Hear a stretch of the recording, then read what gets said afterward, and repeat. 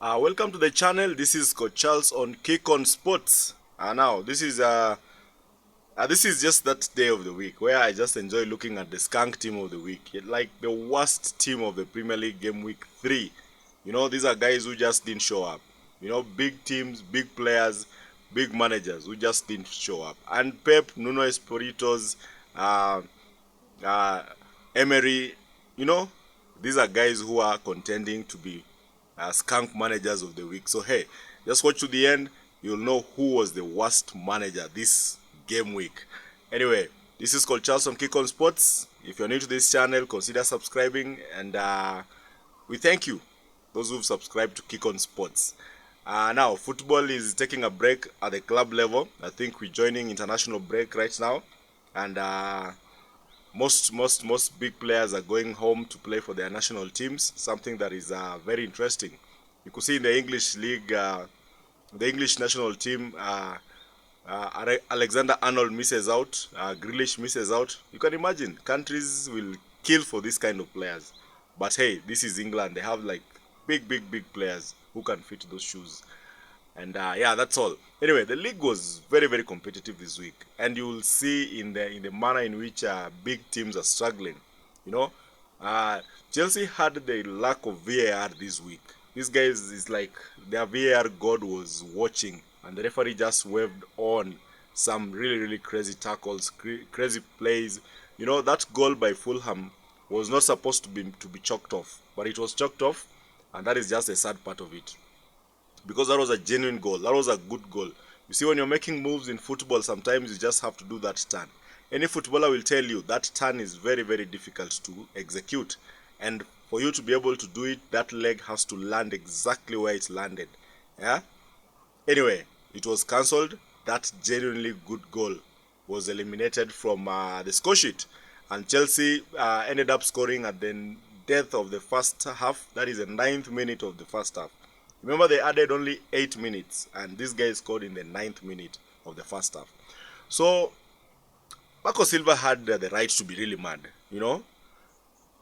Manchester United, on the other hand, is just Manchester United. They do things that just make your blood boil.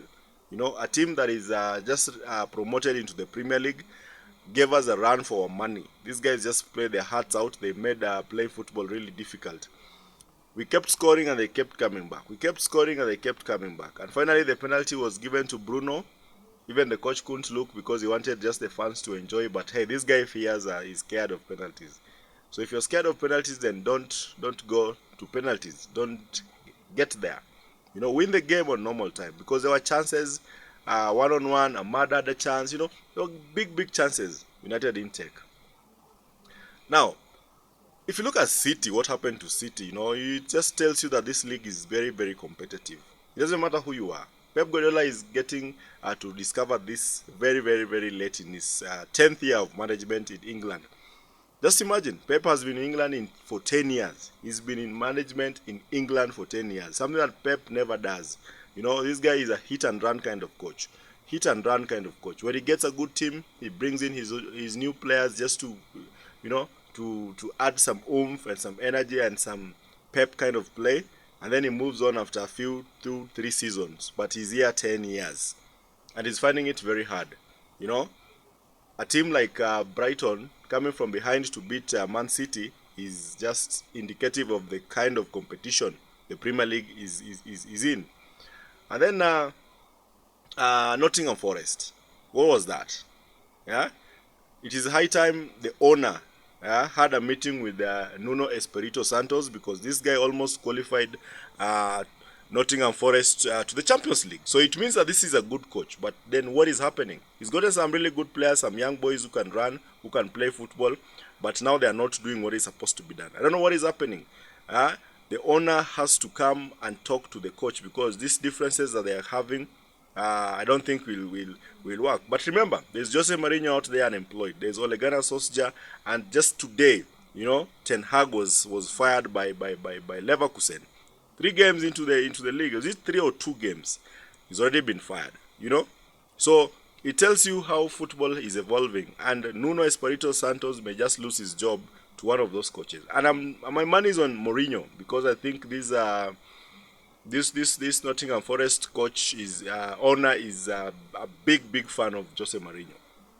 Then the game of the weekend, Manchester City, Liverpool against Arsenal, frantic kind of game, end-to-end stuff. You know, first half Arsenal were on their ascendant.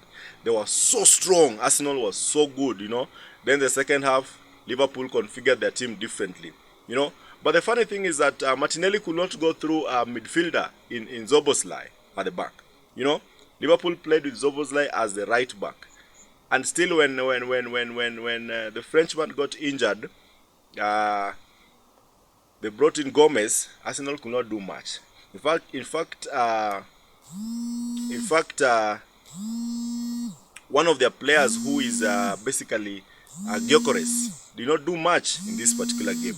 You know, he didn't do much because this game was just he was not alive in this game. Anyway, for my skunk team of the week, you know, you'll find some funny names in this game. Goalkeeper goes to Bigot, the Aston Villa keeper. This guy conceded 3 goals at home. You know, that is not acceptable. And then my right back goes to Kyle Walker. Kyle Walker, you know, is a leader, but still he could not do anything for Burnley. Then in the middle of the park we have Murillo. Then there's Sessegnon, and then there's Mings. These are my defenders for the skunk players of the week. These guys were bad. These guys were pathetic. These guys could not do much. And then in the middle of the park, there's the number 6 role. I give it to Palhinha.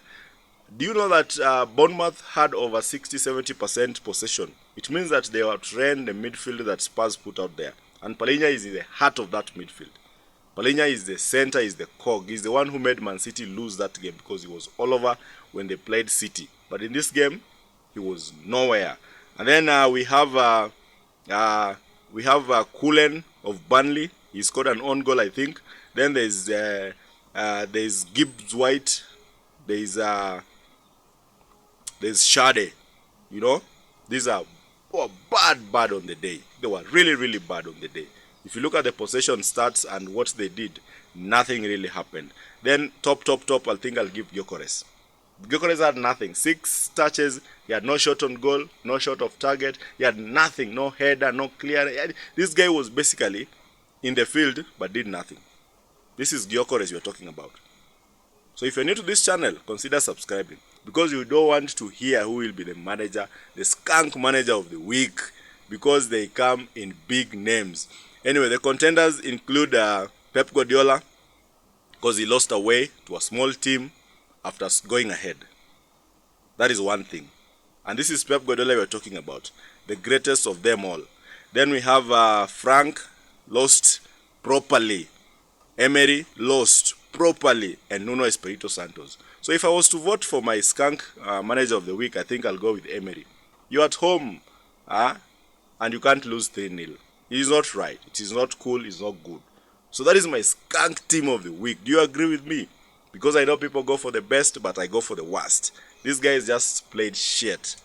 Consider subscribing to Kick on Sports. Thank you for watching. See you in a bit.